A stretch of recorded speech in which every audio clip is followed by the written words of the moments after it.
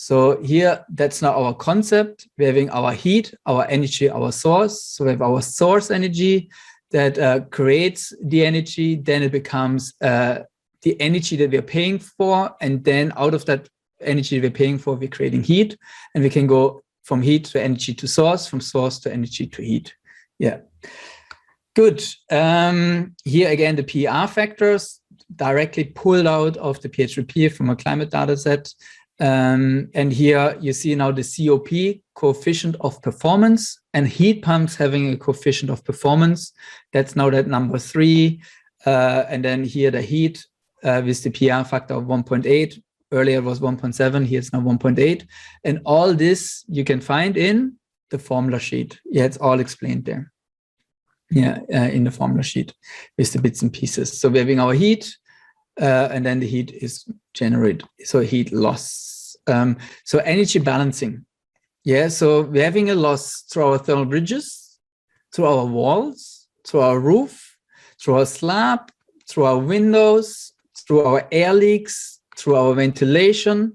So this is all the losses that we're having. Yeah, in a cold winter situation, we're losing energy through that.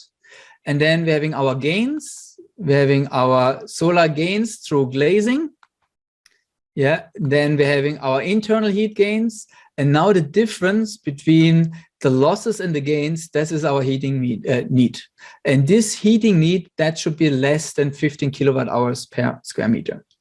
Yeah, and now they have all formulas to it, like we have the QT and Q thermal bridges. We have the point thermal bridges and the linear thermal bridges, and their transmission, heat transmission T, and the Xi, the X is the point thermal bridges. The Psi, the fork value is our linear thermal bridges, and they are all the thermal bridges. Then we have our U value calculation. That's what we're covering in a second.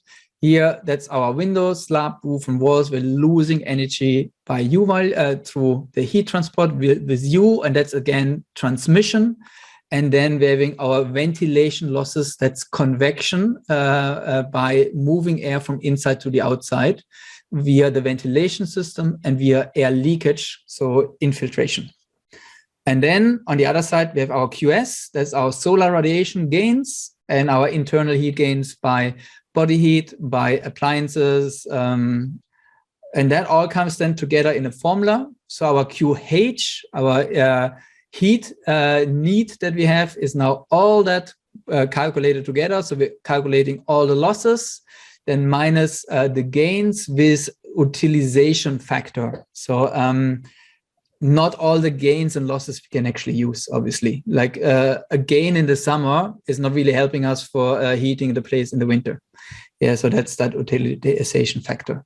So now we're having the heating period, winter, and we have the, that's now the window balancing. You're looking at the window balancing. So we're having heating period with the losses here and the gains here. And now we're having this difference. So this gain, so in other words, our windows becoming the radiators of our passive houses in cool temperate climates or cold climates. Yeah, so this is good. In the cooling period, we're having here now our G and our U value, both of them are gains because the outside condition is warmer than the inside condition. That's bad. Yeah, that's all net gains that we have to handle. Yeah, so the heating gain in the summer are not wanted as they add to the cooling load and demand. Yeah, heating, the U value is always better. Lower U values are always better. The G value can be adjusted. Yeah, solar heat gain coefficient, that's the G value pretty much, can be adjusted so it works best over the whole year.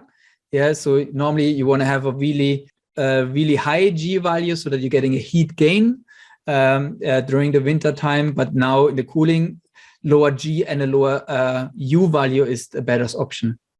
Yeah, so here we are now in conflict in designing our window. Are we going a high G? Are we going a low G? And that is now this playing around with the figures. What's the most economical outcome? Which glazing do I use?